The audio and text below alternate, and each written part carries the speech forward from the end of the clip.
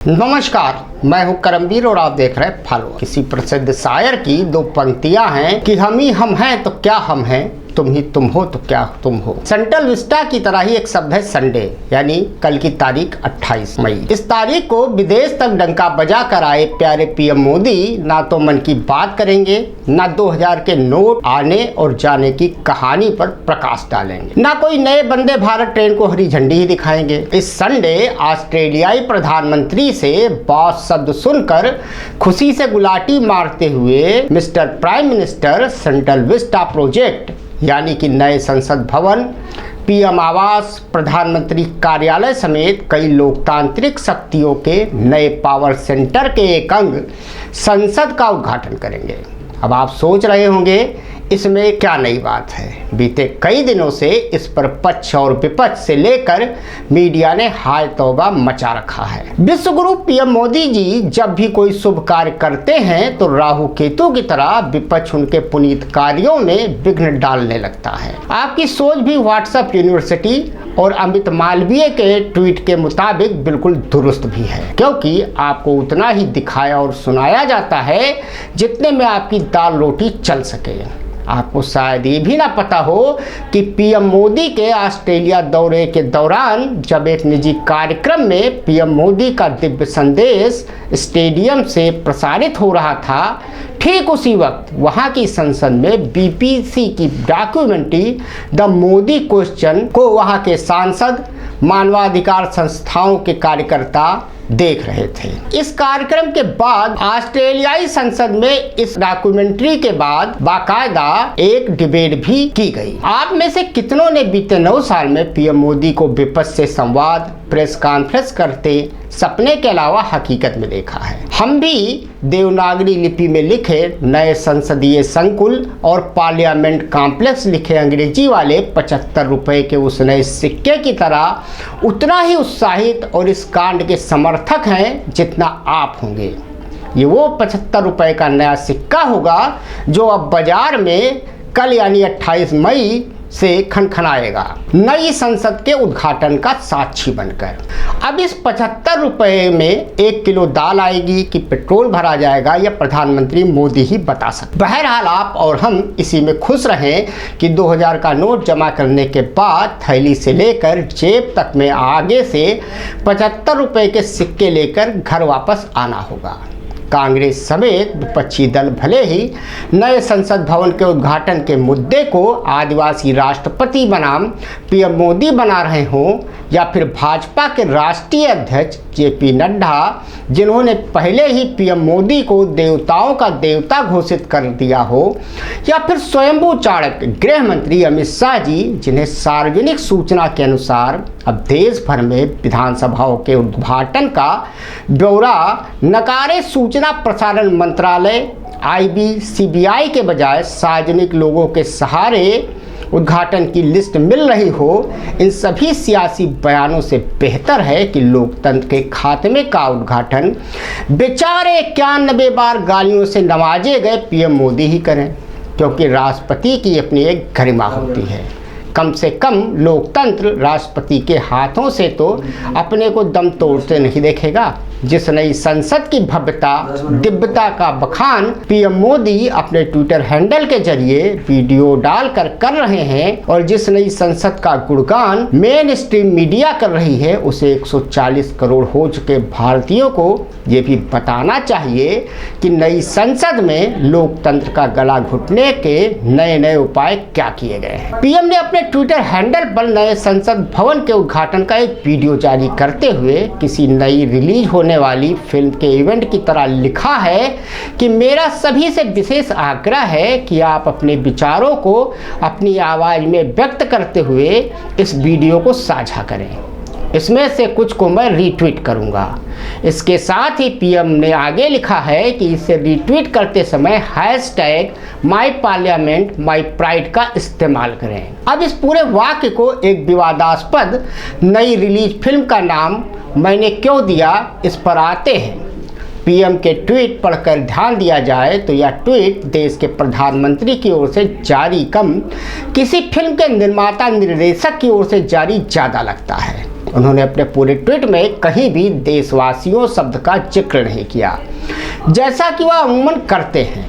Hashtag वाली बात बिल्कुल फिल्मी प्रमोशन की तरह है, जिससे 28 मई सुबह 7 बजे से पहले गोदी मीडिया ट्रेंड भी करेगा। अमित मालवीय इसके गुणागणित में लग भी गए होंगे और दोपहर तक पूरी दुनिया में इसके ट्रेंड होने के दावे भी गोदी मीडिया कर देगा। वापस आते हैं लोकतंत्र के मंदिर नए संसद भवन पर। हो सकता है कांग्रेस समेत कई विपक्षी दल भले ही इसे मुद्दा बना रहे हों, लेकिन उनके दलील और दावे खोखले हैं, जिसे बीजेपी बीते 10 साल में बखूबी जान और समझ चुकी है।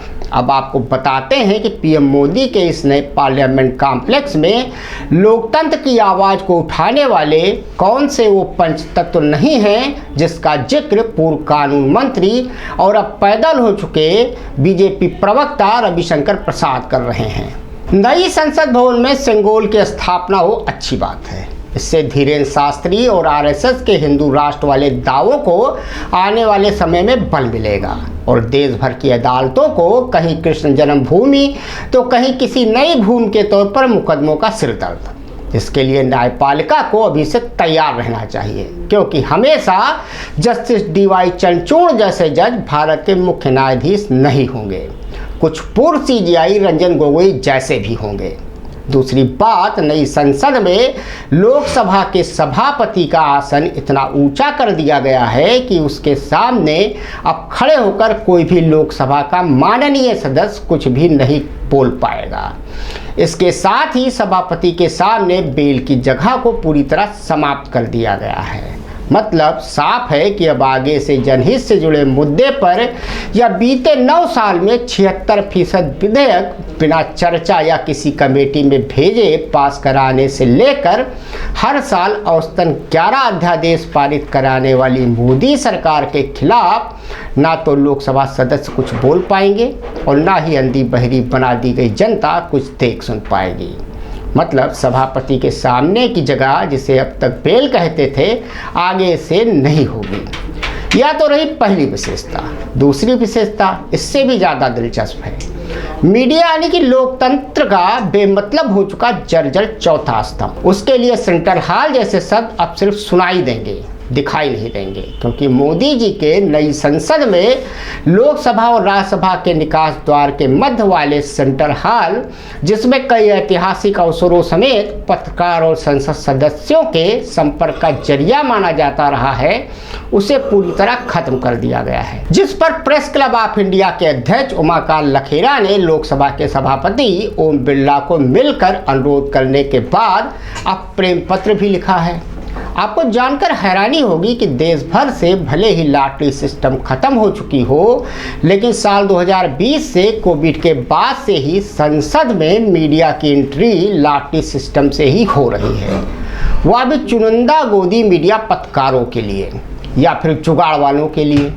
यानी कि संसद में मीडिया की हालत उस पिज्जा हट, रेस्टोरेंट और पीवीआर की जनता से भी गई गुजरी हो चुकी है, जो इत्मीनान से हल्ला गुल्ला करते हुए आती जाती है। अब जाते जाते आपको इन सवालों के साथ छोड़े जाते हैं कि आप एक जिम्मेदार नागरिक हैं उस भारतवर्ष के, जिसमें बीजेपी के मुताबिक भले ही 70 साल में कुछ ना हुआ हो, लेकिन जो हकीकत में 1947 से पहले कभी अखंड भारत नहीं था, जिसने अपनी आज़ादी से लेकर तमाम राजाओं, रियासतों के विलय और देश भर में आईआईटी, एम्स से लेकर बांधों तक का सफर तय किया। क्या उस देश में बादशाह तुगलक की तरह अपनी सनक कायम करने या फिर औरंगजेब की तरह धर्म विशेष का राष्ट्र बनाने की सनक में, या फिर सम्राट अशोक के नीति न्याय के प्रतीक अशोक स्तंभ के बजाय सिंगोल जैसे पवित्र प्रतीकों को बेवजह मुद्दा बनाने, या महज पंडित नेहरू की जगह अपने को जबरदस्ती थोपने की कोशिश करने वाले सबका साथ, सबका विकास और सबका विश्वास की बातें करते हुए एको हम द्वितीयो नास्ति के आकट में डूबे पीएम मोदी और उनकी बानर सेना के बारे में आप कुछ सोचेंगे?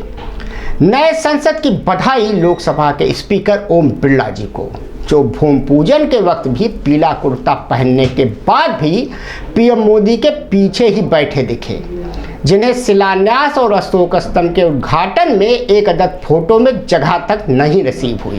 बधाई हो ऐसे लोकसभा स्पीकर ओम बिरला को जो राहुल गांधी समेत कई संसद सदस्यों के चर्चा के दौरान माइक म्यूट कराने से लेकर उनके भाषण के अंशों में काट छांट कराने से लेकर उनकी सदस्यता तक खत्म कराने में आतुर दिखते हैं। बधाई हो ओम बिरला जी को जिन्हें संविधान के आर्टिकल 79 को ठीक से समझना नहीं आता और जिन्हें राष्ट्रपति, उपराष्ट्रपति, राज्यसभा के सभापति, सभी विपक्षी दलों को आमंत्रण देने या नई संसद के उद्घाटन पर उनसे चर्चा करने तक का समय नहीं मिलता। बधाई हो उन लोकसभा स्पीकर ओम बिरला जी को जिन्हें प्रेस क्लब ऑफ इंडिया का अध्यक्ष मिलकर और पत्र लिखकर पत्रकारिता के मापदंड और सदन में पत्रकारों के प्रवेश के लिए कहता हो, लेकिन सभापति इस कदर भक्ति और शक्ति में लीन हो कि इन्हें समरथ को नहीं दोष गुसाई के अलावा कुछ सुनाई ही नहीं दे रहा हो। शायद इसीलिए नए संसद के आमंत्रण पत्र पर भी लोकसभा के स्पीकर ओम बिरला आपकी ऐसी सदगति हुई कि आपका नाम प्रधानमंत्री मोदी के नीचे लिखा गया। आपको बधाई हो नई संसद की। धन्यवाद।